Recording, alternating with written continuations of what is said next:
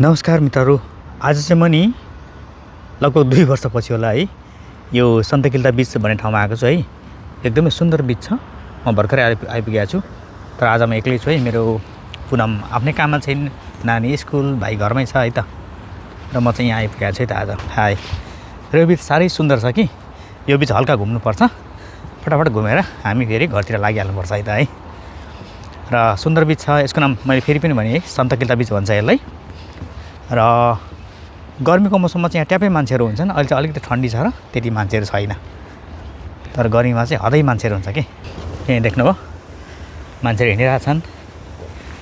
यहाँ तपाईँ चिया नास्ता गर्ने यतातिर छ है। भेज नन भेज खानेकुराहरू पाइन्छ यहाँ होइन। यहाँ कुद्ने मान्छेहरू थुप्रै छन्। यहाँ हेर्नुहोस् न है, यो बिचमा नि यहाँनिर है कति चिल्लो बनाएको छ कि, सफा छ होइन। मजाले हावा चल्दैछ है त। बीच एरिया होइन, हावा त चलिहाल्ने भयो। त्यो पनि बिहानको मौसम छ, हावा नचल्ने कुरै भएन कि, हावा चलिरहेछ मजाले। हामी अलि उकालो जाँदैछौँ है त। यो नि तपाईँको लगभग 2 वर्ष अगाडि जस्तो लाग्छ है। यो रिकन्स्ट्रक्ट गर्नलाई चाहिँ यो बन्द गरेको थियो यो बिच है।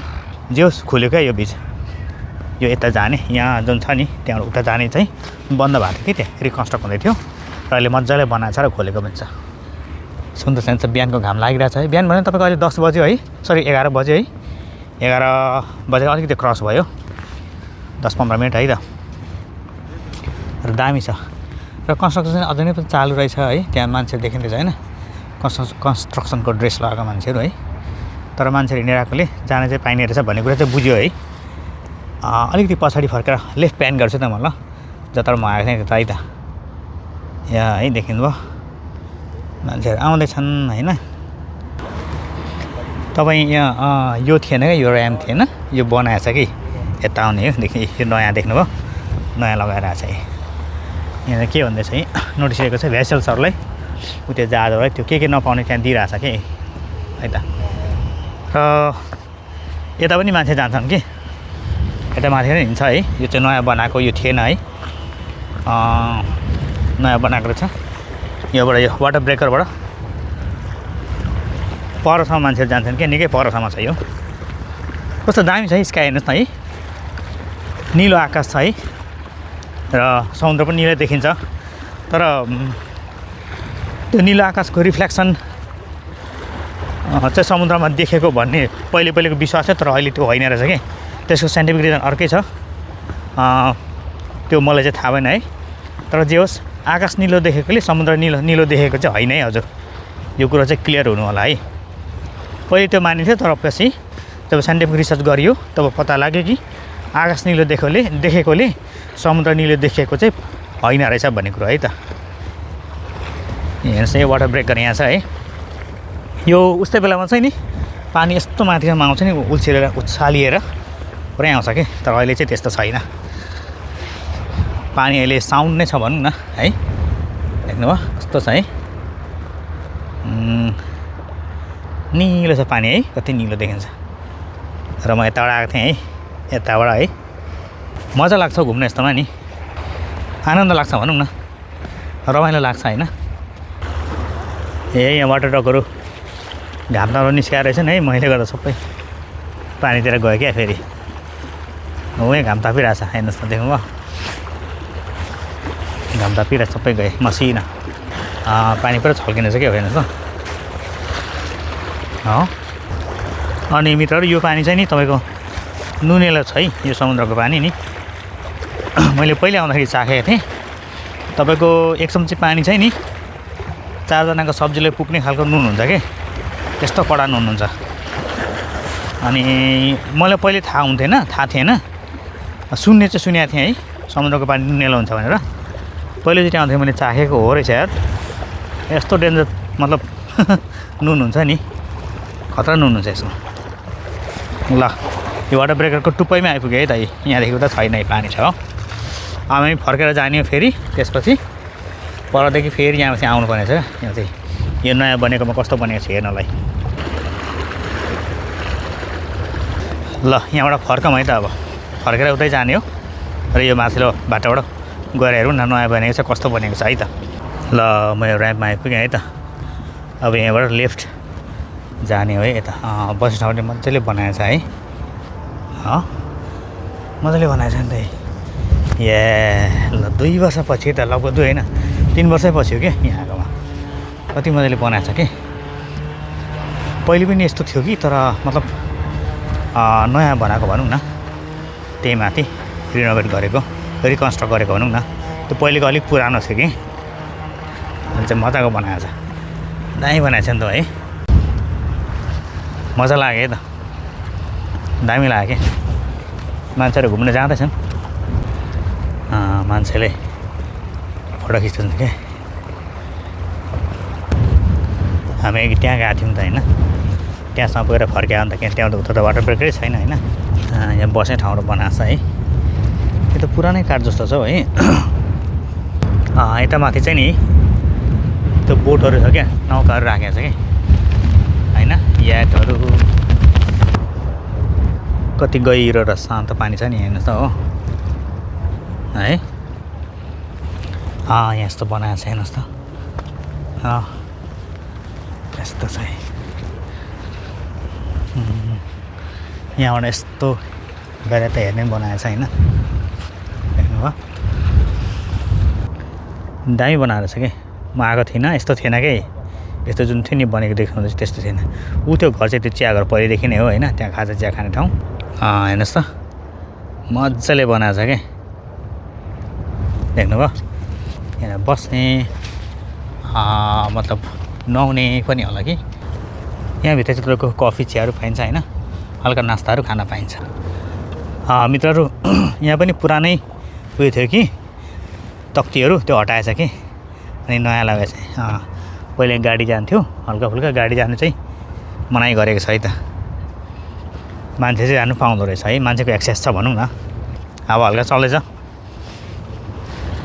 घाम पनि न्यानो लागिरहेछ हावा पनि सिरिसी चल्दैछ अब बिचमा हो हावा त चलिहाल्छ होइन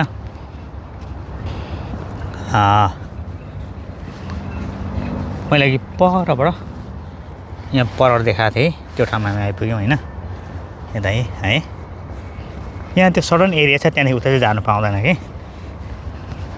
त्यहाँको जुन यहाँको आफ्नो सामान राखेको छ अथवा बोटहरू उनीहरूले मात्रै पर्मिसन छ भनौँ न जस्तो लाग्छ मलाई एक्ज्याक्टली चाहिँ मलाई थाहा भएन यहाँ बस्ने ठाउँहरू छ है यहाँ बस्यो भने यसो यता रमाइलो हेऱ्यो साँझको दृश्य दामी हुन्छ क्या यहाँनिर तपाईँको घाम चाहिँ यता डुब्छ है त हेर्नु मजा आउँछ बेलुका आइपुग्यो भने है ठिक टाइममा यसो गुगल गऱ्यो आयो नि होइन यो दिदी जानुभएकोतिर जाउँ न है एकछिन दिदी होइन साथी होला हौ एउटै उमेरको जस्तो लाग्यो होइन यसो अघि पुलुकै अनुहार हेरेको थियो उहाँको है है दामी छ है हो यहाँदेखि यता चाहिँ जानु पाउँदैन कि यहाँदेखि भित्र चाहिँ यिनीहरू नो पब्लिक एक्सेस भनेर लेखिरहेछ नि त है यहाँ चाहिँ त्यो खास मान्छेहरू जसको यहाँ आफ्नो चिजहरू छन् तिनीहरू जानु पाउँछ कि हो यता जानु पनि परेन नि त होइन यता घुम्दा गएको नि त त्यही बोटहरू याटहरू राखेको छ क्या उनीहरूको है यहाँ पानी हल्लेको है ए हो यहाँ पत्ताहरू छैन देख्नु पुरा पत्ताहरू मेपलको पत्ताहरू छ कि पुरा no diving no jumping no swimming भन्दैछ कि रमाइलो लाग्दैछ नि मित्रहरू होइन भन्नुहोस् है कमेन्ट सेक्सनमा नि र च्यानलमा नयाँ हुन्छ भने सब्सक्राइब गर्नु होला है त ल फर्काउँ त मित्र यहाँबाट है अनि अघि त्यो छोडेको ठाउँतिर घुमौँ न है त्यहाँ पनि नि यहाँ पनि नि कस्तो बनाएर छ कि त्यो बनाएको थिएन कि त्यता पनि जाउँला घुम्न यताबाट जानुपर्छ कि यहाँ मजाले बनाएछ है त त्यहाँभित्र ढुङ्गाकै बस्ने ठाउँहरू बनाएको छ हेर्नुहोस् न हो के लेखेको छ के इन्फर्मेसनहरू छ कि यहाँनिर I am sleeping among the rocks भन्दैछ कि कतिजना I am sleeping among the rocks means do not make noise के ल छिरियो है त गेटबाट नि हेर्नु न कस्तो छ है पहिले यता गइन्थ्यो कि यताबाट बन्द गरेको छ अहिले हो छैन त यता दामी बनाएको छ नि त यो चाहिँ नि यो नयाँ बनाएको होइन यो यताबाट थियो कि यता मुनिबाट यो भत्काएर चाहिँ यताबाट बनाएको छ है पेङ्गुइनहरू यहीँभित्र हुन्छ कि त्यहाँ हल्ला गर्न दिँदैन कि अघि हामीले पढ्यौँ नि होइन डोन्ट मेक नोइज भनेर उनीहरूले डिस्टर्ब हुन्छ भन्छ कि हामी चाहिँ बेलुका बसेर पेङ्गुइन हेर्ने हो कि यहाँबाट पेङ्गुइनहरू निस्किन्छ अनि यता जान्छन् कि घुम्न होइन फ्यामिली ट्रिपमा जान्छन् हो त्यति बेला चाहिँ निस्केको हेर्नुहुन्छ क्या तर त्यति बेला तपाईँको फोटो खिच्न पाइन्छ तर विदाउट फ्ल्यासले चाहिँ उसको आँखा बिगार्छ भन्छ होइन त्यही भएर फ्ल्यास युज गर्न चाहिँ दिँदैन यता बस्दा त पेङ्गुइनहरू चाहिँ होइन ल त्यहीँ बनाए चाहिँ पहिले चाहिँ तपाईँको यताबाट हामी ओर्लिन्थ्यौँ होइन यहाँ यस्तो ओर्लिन्थ्यौँ अहिले यताबाट दाहीँ बनाएछ so we don't need to go there अब त्यता जानु जरुरी छैन होइन ल दाहीँ बनाएछ है यहाँ बस्यो है पेङ्गुइन हेऱ्यो अनि फर्क्यो के ल रमाइलो लाग्यो मित्रहरू नि हेर्नु त रमाइलो छ है दाहीँ बनाएको छ नि है ल हावा त्यतिकै चलिरहेछ होइन ल यहाँदेखि उता चाहिँ छैन है यो गोलाइदेखि उता छैन है यहाँबाट फर्कौँ होला है त है ल फर्कौँ है त अब यहाँबाट मलाई नि एउटा फोटो लिनु मन लाग्यो यही भिडियोको थम्बनेलको लागि नि है त ओके हस् त मित्रहरू आजको भिडियो कस्तो लाग्यो कमेन्ट सेक्सनमा भन्नु होला है त मैले अघि पनि भने यदि च्यानलमा नयाँ हो भने चाहिँ कृपया सब्सक्राइब गर्नु होला है र भिडियो हेर्नु होला र अर्को भिडियोमा फेरि भेट्ने बाचा गर्दै आजलाई चाहिँ बिदा लिएँ त हस् त सुखी रहनु होला बाई